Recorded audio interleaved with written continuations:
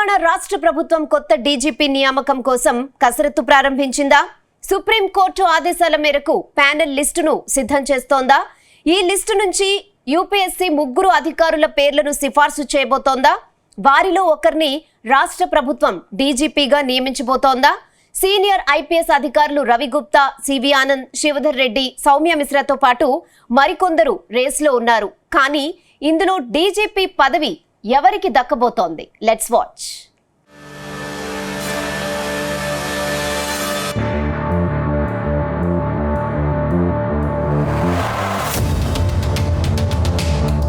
తెలంగాణలో కొత్త police boss కోసం రాష్ట్ర ప్రభుత్వం కసరత్తు షురూ చేసింది. రెగ్యులర్ డీజీపీ నియామకం కోసం ప్రభుత్వం పలువురి పేర్లను పరిశీలిస్తుంది. సుప్రీంకోర్టు ఆదేశాల మేరకు ప్యానెల్ లిస్టును సిద్ధం చేసినట్టు సమాచారం. త్వరలోనే ఈ లిస్టును యూపీఎస్సీకి పంపబోతున్నట్టు సమాచారం.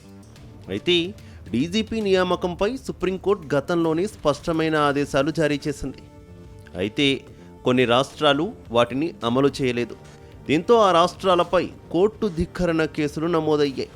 ఈ నేపథ్యంలో తెలంగాణ ప్రభుత్వం డీజీపీ పదవి కోసం ప్యానెల్ లిస్టును ఫైనల్ చేసినట్టు తెలుస్తోంది.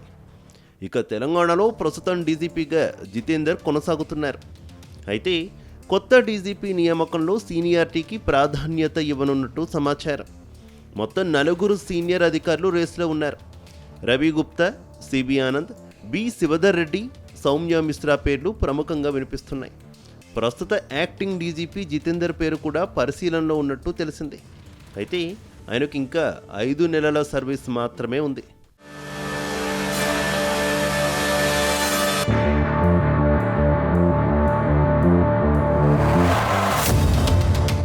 ప్రస్తుతం Ravi Gupta home special chief సెక్రటరీగా కొనసాగుతున్నారు.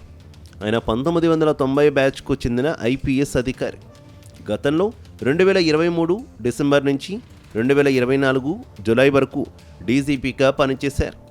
ఇంటెలిజెన్స్ చీఫ్గా ఉన్న శివధర్ రెడ్డి 1994 బ్యాచ్ అధికారి. ఆయన వచ్చే ఏడాది డిసెంబర్లో రిటైర్ కానున్నారు. సివి ఆనంద్ 1991 బ్యాచ్కు చెందిన అధికారి. ప్రస్తుతం హైదరాబాద్ సిటీ పోలీస్ కమిషనర్గా వ్యవహరిస్తున్నారు.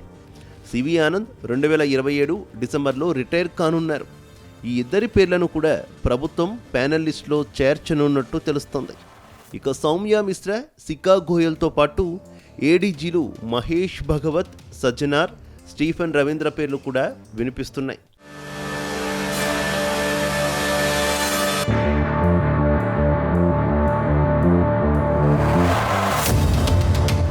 ఇక సుప్రీంకోర్టు తీర్పు ప్రకారం రాష్ట్ర ప్రభుత్వం డీజీ కేడర్లోని సీనియర్ ఐపీఎస్ అధికారుల జాబితాను యూపీఎస్సీకి పంపాల్సి ఉంటుంది.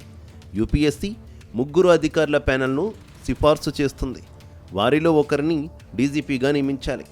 డీజీపీగా నియమితులయ్యే అధికారికి కనీసం 30 ఏళ్ల సర్వీసు ఉండాలి. డీజీ లేదా ఏడీజీ ర్యాంకు కలిగి ఉండాలి. కనీసం 6 నెలల సర్వీసు మిగిలి ఉండాలి. డీజీపీల నియామకంపై సుప్రీంకోర్టు ఈ ఏడాది జనవరిలోనే ఉత్తర్వులు జారీ చేసింది. Justice Suryakant, justice Dipankar Datta, justice Ujjal భుయన్తో కూడినటువంటి బెంచ్ కీలక తీర్పిచ్చింది. ఈ ఉత్తర్వుల్లో సుప్రీంకోర్టు 8 రాష్ట్రాలకు నోటీసులు జారీ చేసింది.